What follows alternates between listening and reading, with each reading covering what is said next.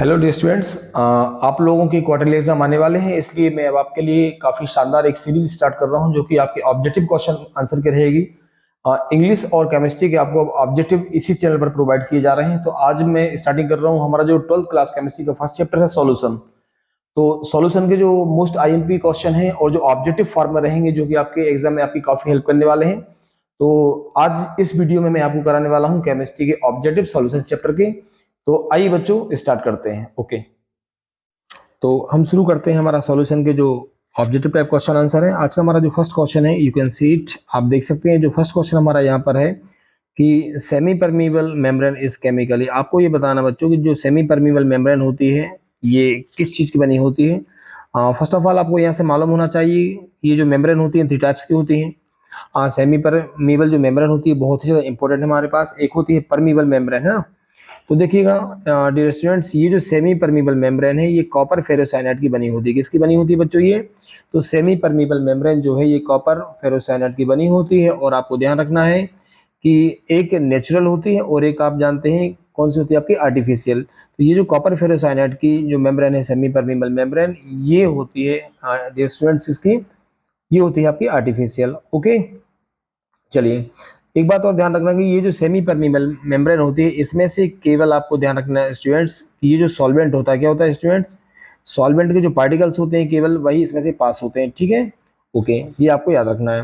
Next question, आज का जो हमारा नेक्स्ट क्वेश्चन है ऑब्जेक्टिव का, नेक्स्ट क्वेश्चन है कि according to the Raoult's law relative lowering of vapour pressure of solution of non volatile solute is equal to. तो यहाँ से आपको देखना है ये पूरी आपकी राउल्ट्स लॉ की डेफिनेशन दी हुई है। तो right answer is the mole fraction of solute. Okay, question double से चेक करिएगा। अकॉर्डिंग टू राउल्ट्स लॉ के अकॉर्डिंग क्या होता है? Relative lowering of vapour pressure of solution is non volatile solute is equal to the mole fraction of solute. Mole fraction of solute को हम denote करते हैं डियर स्टूडेंट्स एक्स बी से। कैसे डिनोट करते हैं? एक्स बी से denote करते हैं। ओके, और राउल्ट्स लॉ का फार्मूला आपको मालूम होगा ही पूरा। चलिए नेक्स्ट क्वेश्चन की बात करते हैं। नेक्स्ट जो हमारा क्वेश्चन यहाँ से है, the elevation in boiling point of a solution of molar concentration of solute will be maximum it the solvent is। आपको बताना कि यहाँ से जो सॉल्वेंट कौन सा होगा कब, यदि the elevation of boiling point, elevation जो है बॉइलिंग पॉइंट का, solution of the mole concentration of solute will be maximum, ये मैक्सिमम कब होगा? जब हम कौन सा सॉल्वेंट यहाँ से लेंगे? तो स्टूडेंट्स इसका राइट आंसर है बेंजीन। क्या हो जाएगा इसका राइट आंसर है? Benzene. Okay, next question check करिएगा आप लोग। Next question is mixture of benzene and toluene forms. ये बेंजीन और टॉलुइन का जो फार्मूला होता है ये क्या बनाता है? एक आइडियल सॉल्यूशन बनाएगा, नॉन आइडियल सॉल्यूशन बनाएगा, सस्पेंशन बनाएगा या फिर emulsion. These are the types of solutions. ये सभी सॉल्यूशन की टाइप है डियर स्टूडेंट्स। तो इसका राइट आंसर हमारा हो जाएगा आइडियल सॉल्यूशन। यहाँ से क्वेश्चन आता है कि give the example of ideal solution. तो आइडियल सॉल्यूशन के जो एग्जांपल आप लोग देख पा रहे हो क्या क्या है यहाँ से स्टूडेंट्स? तो ये बेंजीन का फार्मूला आप लोग जानते हो क्या होता है? C6H6 plus. टॉलुइन क्या होता है? टॉलुइन जो हमारी बेंजीनिंग होती है, बेंजीनिंग के ऊपर क्या आपको ध्यान रखना है, यहाँ से CH3 ऐड होता है। तो ये हमारा क्या होता है? टॉलुइन। फार्मूला क्या हो जाएगा? फार्मूला होता है C6H5CH3, ये होता है हमारा टॉलुइन। ओके, नेक्स्ट क्वेश्चन की हम यहाँ से बात करते हैं। क्वेश्चन नंबर हमारा जो 5 है, for a solution the relative lowering in vapour pressure is equal to the mole fraction of solute, this is law. अभी जस्ट हमने पढ़ा था, ये राउल्ट्स लॉ है। कौन सा लॉ है ये बच्चों? यहाँ से क्वेश्चन नंबर 5 देख सकते हो, राउल्ट्स लॉ। राउल्ट्स लॉ की डेफिनेशन भी यही होती है कि the relative lowering in vapour pressure is equal to the mole fraction of solute. Is it clear? ये हमारा राउल्ट्स लॉ है। ओके, नेक्स्ट क्वेश्चन की बात करते हैं। क्वेश्चन नंबर 6 चेक करिएगा। Is not a colligative properties. तो आप बहुत अच्छे जानते हो बच्चों की कोलिगेटिव प्रॉपर्टीज क्या होती है? The properties of the solution which depends only on the number of solute. तो जो सॉल्यूट के नंबर पे डिपेंड करती है उसे हम क्या बोलते हैं? कोलिगेटिव प्रॉपर्टीज बोलते हैं। ये how many types of this? तो ये 4 टाइप्स की होती है। कितने टाइप्स की होती है बच्चों? 4 टाइप्स की होती है। अब यहाँ से आपसे पूछा कि कौन सी इनमें से कोलिगेटिव प्रॉपर्टीज नहीं है, इज नॉट। तो vapour pressure depression, okay, osmotic pressure, boiling point elevation, freezing point depression. तो यहाँ से आप देख सकते हैं V, D और C, ये जो है राइट आंसर है। और इस ठीक है, वेपर प्रेशर डिप्रेशन यहाँ से कोलिगेटिव प्रॉपर्टीज नहीं होती है।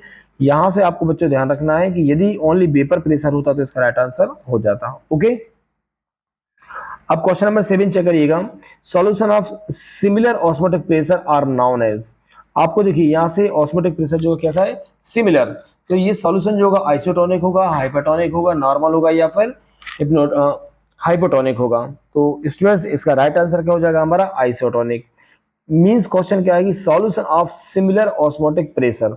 यदि मान लीजिए ऑस्मोटिक प्रेशर कैसा है, सिमिलर, किस किस का आपको ध्यान रखना है, कोई भी कंसंट्रेट सॉल्यूशन है और हमारी जो सेल्स होती हैं, ठीक है, तो उनका जो अगर सिमिलर होता है ऑस्मोटिक प्रेशर तो इसका राइट आंसर हो जाएगा आइसोटोनिक सॉल्यूशन। ओके, यहां से अब आप देखिएगा क्वेश्चन नंबर हम चेक करेंगे 9। क्वेश्चन नंबर 9 की बात करेंगे, which among the following is a colligative properties. ठीक है, which among the following is a colligative properties के द्वारा क्या फॉलो किया जाता है, देखेंगे surface tension, viscosity, osmotic pressure and optical solution. तो आप लोग बता सकते हो राइट आंसर क्या हो जाएगा यहाँ से। कोलिगेटिव प्रॉपर्टीज आपको मैंने बताया था 4 टाइप्स की होती हैं, कौन कौन सी होंगी बच्चों।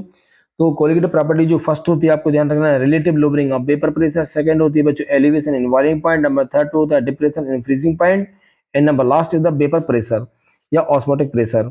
तो यहाँ से ऑस्मोसिस या ऑस्मोटिक प्रेशर स्टूडेंट्स ये होता है, राइट आंसर इसका osmotic pressure. Okay, question number 10 की बात करेंगे। यहाँ से क्वेश्चन नंबर 10 आप चेक कर सकते हो, experimental molecular mass of an electrolyte will always be less than. हमेशा कैसा होता है, ये कम होता है। कब कंडीशन होगी, it's calculate value because value of one top factor. One top factor आप लोग पढ़ा होगा आप लोगों ने। तो इसका आपको बताना कि यदि मान लीजिए ऑलवेज वी लेस देन, हमेशा एक से कम होगी, है ना, ऑलवेज वी लेस देन, तो ये एक से कम होती है, ठीक है, लिखा है लेस देन 1 या मोर देन 1, एक से ज्यादा होती है, इक्वल टू 1 या फिर 0, ये कंडीशन आपको बताना है। तो इसका राइट आंसर क्या हो जाएगा स्टूडेंट्स, इसका राइट आंसर है मोर देन 1। क्या हो जाएगा, मोर देन 1। क्लियर हो रहा है, ओके। नेक्स्ट क्वेश्चन चेक करिएगा, all of the following forms ideal solution except 1। एक इनमें से जो 4 आपको फार्मूले दिए हैं, किसी एक को छोड़कर बाकी 3 जो हैं वो आपके आइडियल सॉल्यूशन के एग्जांपल यहां से होंगे, और आइडियल सॉल्यूशन के एग्जांपल से क्वेश्चन पूछा जाता है। तो यहाँ से देखिएगा आपका फर्स्ट क्वेश्चन क्या है, ये एथिल ब्रोमाइड है, सेकेंड नंबर एथिल क्लोराइड है, फिर क्या है आपके पास, यहाँ से देखेंगे क्लोरोबेंजीन यहाँ से दिया हुआ है, ठीक है, C6 यहाँ से क्लोरो ब्रोमीन ब्रोमोबेंजीन भी आपको दिया हुआ है, ये आपका बेंजीन है, ये भी आपका टॉलुइन है, आपने चेक किया था, ये इथाइल आयोडाइड है, और ये हमारा एथिल अल्कोहल है। तो आपको ये बताना है कि इनमें से कौन सा जो है बच्चों वो आइडियल सॉल्यूशन नहीं है। तो यहाँ से इथाइल अल्कोहल वाला ये आपका आइडियल सॉल्यूशन नहीं है। इसके राइट आंसर यहाँ से तो डी हो जाएगा, लेकिन आइडियल सॉल्यूशन कौन कौन से बच्चों, तो आपका ए, सी और बी ये किसके एग्जाम्पल है, आइडियल सॉल्यूशन के एग्जाम्पल होते हैं। ओके, अब हम यहाँ से क्वेश्चन नंबर नेक्स्ट देखेंगे, यहाँ से क्वेश्चन नंबर 14। क्वेश्चन नंबर 14 हमारा क्या है कि विच of the following solution does not show positive deviations from Raoult's law. आपको जानते हो इसमें जो डिफरेंस है, डिफरेंस भी बहुत ज्यादा इंपॉर्टेंट है। एक नेगेटिव डेविएशंस और पॉजिटिव डेविएशंस में डिफरेंस आता है। अब क्वेश्चन यहाँ से है बच्चों कि विच ऑफ द फॉलोइंग सॉल्यूशन, कौन सा solution does not show positive deviations from Raoult's law. जो राउल्ट्स लॉ के अकॉर्डिंग है, तो यहाँ से कौन सा does not show positive deviation को शो नहीं करता। तो आप लोग बताइए डियर स्टूडेंट, इसका आंसर क्या हो सकता है, बेंजीन प्लस क्लोरोफार्म होगा, बेंजीन और एसीटोन होगा, बेंजीन और एथेनॉल होगा, and benzene plus carbon tetrachloride. Dear students, right answer is the benzene plus chloroform. क्या हो जाएगा, बेंजीन प्लस क्लोरोफार्म। रीजन क्या है, ये नेगेटिव डेविएशंस को शो करता है, जबकि पॉजिटिव करने वाले कौन कौन से हैं, बेंजीन एसीटोन है, बेंजीन एथेनॉल है, and benzene carbon tetrachloride. Okay, next question. अब यहाँ से क्वेश्चन हम चेक करेंगे डायरेक्टली, यहाँ से क्वेश्चन नंबर 17 है ना, ये न्यूमेरिकल है जो मैं आपको इस स्क्रीन पे यहाँ पे सॉल्व नहीं कर पा रहा हूँ, हाँ कॉपी वगैरह पे मैं आपको यहाँ से सॉल्व करके बता दूंगा। क्वेश्चन नंबर 17 की बात करते हैं, ग्राम मोलालिटी। अब यहाँ से मोलालिटी का पूछ रहा है, gram molality of a solution is.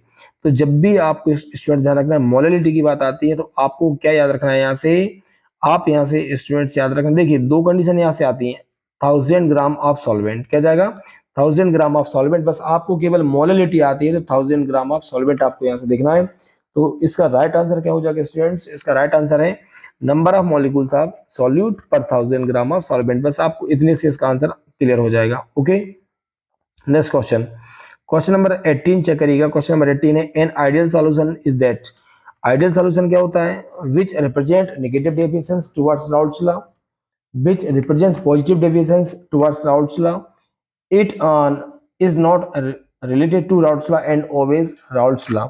तो इसका जो राइट आंसर स्टूडेंट्स क्या हो जाएगा, हम जानते हैं आइडियल सॉल्यूशन की डेफिनेशन ही होती है, ये क्या करते हैं राउल्ट्स लॉ को फॉलो करते हैं। तो राइट आंसर हमारा कौन सा यहाँ से डी हो जाएगा, obeys Raoult's law. Ideal solution क्या करते हैं, राउल्ट्स लॉ को फॉलो करते हैं। Okay, next question number 19 check करेंगे हम। क्वेश्चन नंबर 19 हमारा है कि when blood cells are kept in high osmotic pressure, जो ब्लड सेल्स हैं कहाँ रखी जाती हैं, हाई ऑस्मोटिक प्रेशर में रखी जाती हैं, सॉल्यूशन देन सेल सेप देन। अब आपको बताना है कि ये सेल में क्या चेंजेस यहाँ से आता है। ओके, इनमें क्या क्या कौन चेंजेस आएंगे, दे कॉन्ट्रैक्ट, वो सिकुड़ जाती हैं क्या, दे स्वेल कैसे हो जाती हैं, फूल जाती हैं, नॉट अफेक्टेड कोई चेंज नहीं होता, and first contract then swell, मतलब पहले सिकुड़ती हैं और बाद में कैसे हो जाती हैं, फूल जाती हैं। क्वेश्चन क्लियर हो रहा है क्या, व्हेन ब्लड सेल्स, जो ब्लड सेल्स है are kept in high osmotic pressure, then उनमें क्या क्या चेंजेस यहाँ से हो जाती हैं, तो इसका राइट आंसर हो जाएगा दे कॉन्ट्रैक्ट, वो कैसे हो जाती हैं, सिकुड़ जाती हैं। ओके, इसका अपोजिट यदि हाई की जगह आपको ध्यान रखना यहाँ पर लो होता तो इसका राइट आंसर क्या हो जाता, they swell up. Okay, question number हम 20 की बात करते हैं। ऑन डिजोल्विंग कॉमन साल्ट, अगर हम कॉमन साल्ट को किसमें डिजोल्व कर रहे हैं, इन वाटर, वाटर में कर रहे हैं, बॉइलिंग पॉइंट ऑफ वाटर। अगर मान लीजिए यहाँ से बच्चों हम कॉमन साल्ट को वाटर में डिजोल्व करते हैं तो वाटर का जो बॉइलिंग पॉइंट है वो आपको बताना उस पर क्या क्या इफेक्ट होने वाला है। ओके, वह डिक्रीज हो जाएगा, इंक्रीज हो जाएगा, कोई चेंजेस नहीं होगा, या कैन नॉट बी सेड हम नहीं कह सकते हैं। तो यहाँ से आपको इसका राइट आंसर याद रखना है इंक्रीजेज। उसका जो बॉइलिंग पॉइंट है वाटर का, यदि हम उसमें सॉल्ट को ऐड कर देते हैं तो क्या हो जाएगा दी स्टूडेंट्स, वह इंक्रीज हो जाता है। ओके, क्लियर हो रहा है आपको। क्वेश्चन नंबर 21 देखेंगे। क्वेश्चन नंबर 21 है कि if boiling point of solution is T1, जो boiling point of solution is T1 and boiling point of solvent is T2, then elevation in boiling point will be. हमें बताना है कि हमारा boiling point क्या होगा यदि कंडीशन हमारे पास क्या है कि सॉल्यूशन का बॉइलिंग पॉइंट T1 है और boiling point of the solvent is T2। Okay, तो इसका जो हमारा राइट आंसर है स्टूडेंट्स वो क्या हो जाएगा, आपको मालूम है कि इसका जो हमारा राइट आंसर हो जाएगा, आपको मालूम है यहाँ से बहुत क्लियरली कि हमने ये डेल टीवी क्या होता है, एलिवेशन इन बॉइलिंग पॉइंट, इसको हम शो करते हैं T2 माइनस T1 से। तो यहाँ से हमारा T2 माइनस T1 कहाँ पर आ रहा है, ये बी ऑप्शन में, सॉरी यहाँ से किस ऑप्शन में आ रहा है आपको ध्यान रखना है, ये 21 क्वेश्चन नंबर जो है बी, T1 माइनस क्या हो जाएगा यहाँ से T2। Is that clear. यहाँ से कंडीशन समझना आप, बॉइलिंग पॉइंट ऑफ सॉल्यूशन, वैसे बेसिकली इसका राइट आंसर वैसे होगा, आपको ध्यान रखना है T2 माइनस T1, लेकिन कंडीशन हमें क्या दी है कि हमारा जो सॉल्यूशन का बॉइलिंग पॉइंट ये T1 है और सॉल्वेंट का क्या है T2। हम हमेशा जानते हैं, ये कंडीशन आपको ध्यान रखना है कि सॉल्यूशन का जो बॉइलिंग पॉइंट होता है वो हमेशा greater than the boiling point of solvent, इसलिए यहाँ पे ये कंडीशन बन रही है। Okay students, question number 22, colligative property is, colligative property में क्या होता है, change in free energy, change in pressure, heat of vaporization and osmotic pressure. तो इसका राइट आंसर क्या हो जाएगा स्टूडेंट्स, ऑस्मोटिक प्रेशर क्या हो जाएगा, कोलिगेटिव प्रॉपर्टीज ऑस्मोटिक प्रेशर। बाकी हमारे जो है ये कोलिगेटिव प्रॉपर्टीज नहीं है। Okay, question number 23, for osmotic pressure P के लिए वॉल्यूम हमारा V है and temperature T, which of the following statement is false. आपको इनमें से ये बताना कि कौन सा स्टेटमेंट इनमें से फॉल्स है। फर्स्ट हमारा क्या है, P मतलब pressure is proportional to the 1 है ना, और यहाँ से V क्या है, वॉल्यूम, तो ये करेक्ट होता है। P proportional T if T is constant, ये भी आपका राइट आंसर है। क्लियर होता जा रहा है आपको पूरा। C P proportional V is T is constant, ये आपका यहाँ से राइट आंसर है, मीन्स ये हो जाएगा आपका wrong. PV if T is constant, ये भी आपका राइट आंसर होता है स्टूडेंट्स। ओके, अब हम यहाँ से बात कर रहे हैं क्वेश्चन, देखिए क्वेश्चन नंबर 27, किसकी बात करेंगे हम यहाँ से, क्वेश्चन नंबर हमारा 27। ओके, क्वेश्चन नंबर हमारा 27 है, इसको आप लोग चेक करेंगे। क्वेश्चन नंबर 27 का molarity of pure water is, most IMP question है ये स्टूडेंट्स, याद रखना ये एग्जाम में आता ही आता है। ठीक है, molarity of pure water is, right answer is 55.6। यहाँ से आपसे मोलरिटी पूछा गया है, अगर हमसे क्या पूछा जाता है यहाँ से, हमसे यदि मोलरिटी के बारे में पूछा जाता है तो भी उसका आंसर क्या हो जाएगा 55.6। ओके, नेक्स्ट क्वेश्चन आप देखेंगे, क्वेश्चन नंबर 28 हमारा क्वेश्चन नंबर यहाँ से है। 28 क्वेश्चन नंबर क्या है कि colligative properties of solution depends upon, तो ये मैंने आपको स्टार्टिंग बता दिया था कि कोलिगेटिव प्रॉपर्टीज जो है वो किस पे डिपेंड करती हैं, तो आपको मालूम है नेचर ऑफ सॉल्वेंट पे डिपेंड करेंगे क्या, आपको मैंने पूरा बताया था, नहीं करते हैं। नेचर ऑफ सॉल्यूट नहीं करते, नंबर आपको यहाँ से याद रखना, number of solute particles present in a solution, ये इसका राइट आंसर है। तो ये जो सॉल्यूट पार्टिकल्स होते हैं इस पे डिपेंड करती है, सॉल्वेंट पे डिपेंड भी नहीं करेगी, आपको ध्यान रखना। तो number of solute present in the solution, ये इसका राइट आंसर हो जाएगा स्टूडेंट्स। तो ये आपकी क्या से जो 4 ऑप्शन वाले थे आपके यहाँ से, अब हम यहाँ से कुछ वन वर्ड और देखने वाले हैं स्टूडेंट्स। आई होप आपको ये वीडियो पसंद आ रहा होगा। यदि आपके लिए आईएमपी क्वेश्चन है और लग रहा है कि आपको इससे डेफिनेटली फायदा होगा तो वीडियो को आप लोग लाइक जरूर करते चलिए। ओके, नेक्स्ट क्वेश्चन यहाँ से हम चेक करेंगे हमारा कि mixture of benzene and toluene is what type of mixture. थोड़ा फास्ट करेंगे, अभी आप लोगों ने पढ़ लिया तो ये कैसा होता है डियर स्टूडेंट्स, आइडियल सॉल्यूशन होता है। Next, what is the unit of the molar elevation constant, important है ये, molar elevation constant of a solvent. Right answer क्या हो जाएगा हमारा kilogram of the mole inverse यहाँ से। ओके, जो के क्या है यहाँ से कांस्टेंट है, आपको ध्यान रखना है। Okay, next, name of the property which depends on number of particles present in the solution. अभी आपको मालूम है, right answer is the colligative properties. Next is the what is the relationship between the normality and molarity. Clear, given solution of H2SO4, right answer is the normality equal क्या हो जाएगा 2 into molarity. Okay students, question number हमारा 5 check करेंगे। Question number 5 is the name of the elevation boiling point when 1 mole solute is added to 1000 gram of solvent. Right answer is molar elevation constant. Clear हो रहा है, यहाँ से क्या दिया आपका 1000 ग्राम सॉल्वेंट, तो क्या जाएगा यहाँ से मोलर। यदि यहाँ पे 1000 ग्राम की जगह ml होता तो ये हो जाता है आपका मोलर, क्या हो जाता है यहाँ से molar. Okay, next, what will be the value of the van't factor is, यहाँ से पोटेशियम हेक्सासाइनोफेरेट में दिया हुआ है, राइट आंसर इसका क्या जाएगा 4। Next, what is the constant, ये 7 नंबर आपको याद रखना इंपॉर्टेंट है। What are constant boiling mixture called, right answer the azeotropes. क्या हो जाएगा स्टूडेंट्स यहाँ से एजियोट्रॉप। क्वेश्चन नंबर हम यहाँ से 8 की बात करेंगे। Right Raoult's law for lowering of vapour pressure by non volatile solute. इसका फार्मूला क्या बनता है एक्स बी क्या है यहाँ पर मोल फ्रैक्शन है, एक्स आप जानते हो बेटा, तो यहाँ से हमारा क्या हो जाएगा X B mole fraction of solute is equal to the, यहाँ से ध्यान रखना ये पी नॉट है माइनस पी हमारा क्या होता है, ये टोटल ये हमारा हो जाएगा relative lowering of vapour pressure, और यदि हम इसके ऊपर की बात करेंगे तो ये होता है lowering of vapour pressure. Okay, next question की बात कर रहे हैं।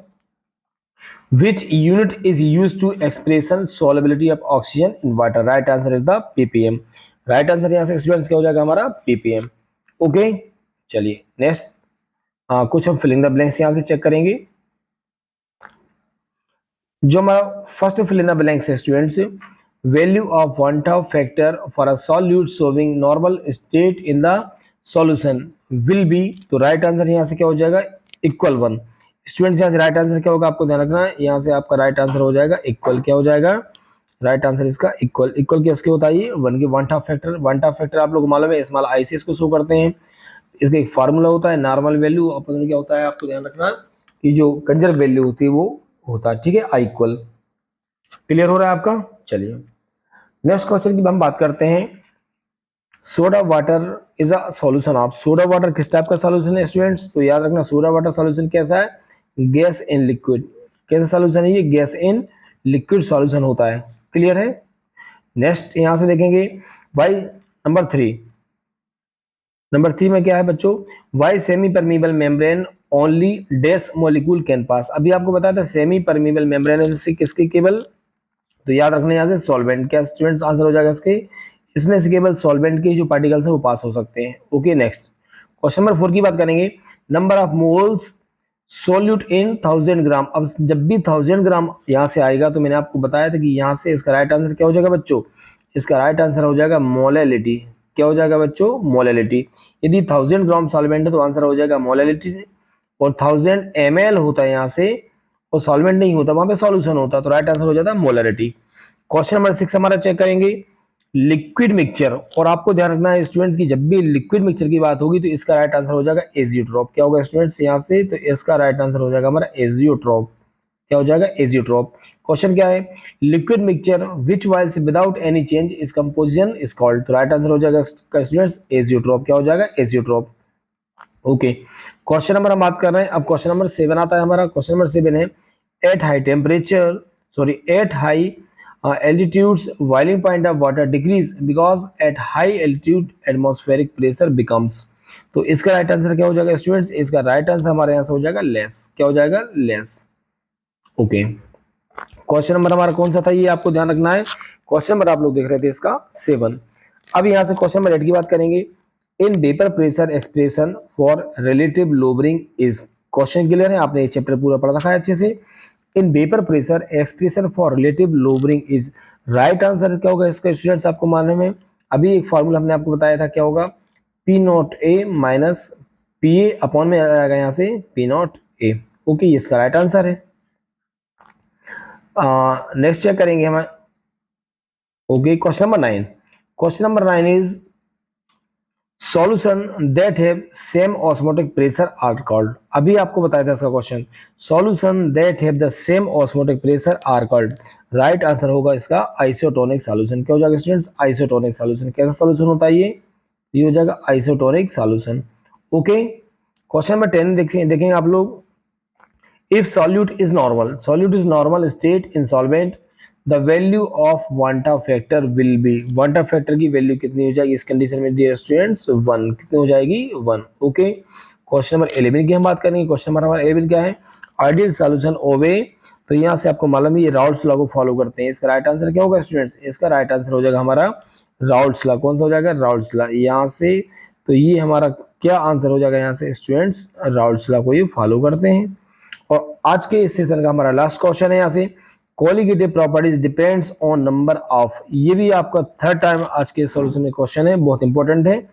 तो जो कोलिगेटिव प्रॉपर्टीज है स्टूडेंट्स वो किस पे डिपेंड करेंगी, वो डिपेंड करती हैं सॉल्यूट पार्टिकल से। किस पे डिपेंड करती हैं, सॉल्यूट पार्टिकल पे डिपेंड करती हैं। देन डियर स्टूडेंट्स, आज की हमारी क्लास यहाँ पे एंड होती है। आई होप आपको क्लास बहुत पसंद आई होगी और आपके जो क्वार्टरली एग्जाम आने वाले हैं उनमें ये आपकी बहुत ज्यादा हेल्प करेंगे। वीडियो यदि आपको अच्छा लगता है तो लाइक कीजिएगा। जो भी चैप्टर आपके क्वार्टरली एग्जाम में आने वाले हैं उन सभी के ऑब्जेक्टिव के लिए मैं हर टॉपिक पे एक एक ऑब्जेक्टिव के लिए वीडियो लाने वाला हूं। तो यदि आपको वीडियो अच्छा लग रहा हो तो मुझे कमेंट करके जरूर बताइए और वीडियो को लाइक कीजिए। Thank you.